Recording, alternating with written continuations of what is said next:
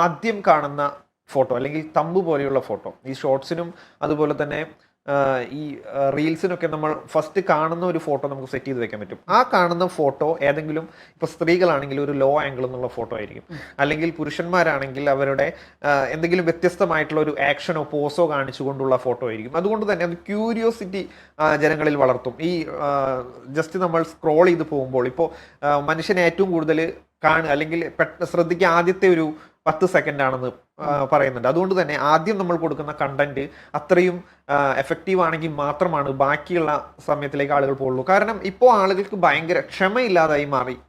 കാരണം റീലുകളിലൂടെ ഒരുപാട് കണ്ടന്റ് കിട്ടുന്നത് കൊണ്ട് അത് കണ്ട് ശീലിച്ച് നമുക്കൊന്നും ക്ഷമയില്ലാതെ ഒട്ടും ക്ഷമയില്ലാത്ത രീതിയിലേക്ക് നമ്മൾ മാറുന്നുണ്ട്.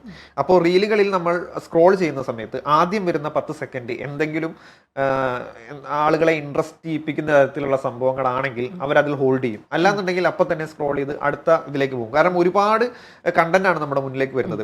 അങ്ങനെ ഒരു ട്രെൻഡ് വളർന്നു വരുന്നതിനോടൊപ്പമാണ് ഇത്തരത്തിലൊരു ട്രെൻഡും പോപ്പുലർ ആവാൻ തുടങ്ങിയത്. കാരണം ഏതെങ്കിലും ഒരു സെലിബ്രിറ്റി അല്ലെങ്കിൽ ഒരു സിനിമ നടനോ നടിമാരോ ഒരു പൊതുമധ്യത്തിലേക്ക് ഇറങ്ങുമ്പോൾ അവരുടെ വ്യത്യസ്തമായ ആംഗിളുകളിൽ നിന്ന് അല്ലെങ്കിൽ എന്തെങ്കിലും ഒരു ചെറിയ ചോദ്യം അവരോട് ചോദിച്ച് അവർ എനിക്കൊന്നും പറയാനില്ല എന്ന് പറഞ്ഞൊന്ന് കൈ തട്ടിയാൽ വരെ അത് വലിയ റീച്ച് ആവുന്നുണ്ട്. കാരണം അവർ സ്ക്രിപ്റ്റഡ് അല്ലാതെ സ്വന്തം ശൈലിയിൽ സംസാരിക്കുന്നത് അല്ലെങ്കിൽ സ്വന്തം ശൈലിയിൽ മറുപടി പറയുന്നതൊക്കെ ആളുകൾക്ക് വലിയ ഇഷ്ടമാണ്, കാണാൻ ആഗ്രഹിക്കുന്നുണ്ട്. അതിന്റെ പേരിൽ കമന്റ് ബോക്സിൽ നടന്ന് തെറി വിളിക്കുന്ന ആളുകൾ വരെയുണ്ട്.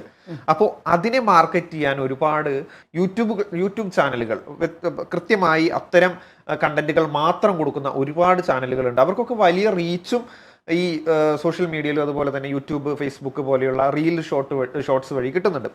അങ്ങനെ ഒരു ട്രെൻഡ് നമ്മുടെ സമൂഹത്തിൽ വളർന്നു വരുന്നുണ്ട്.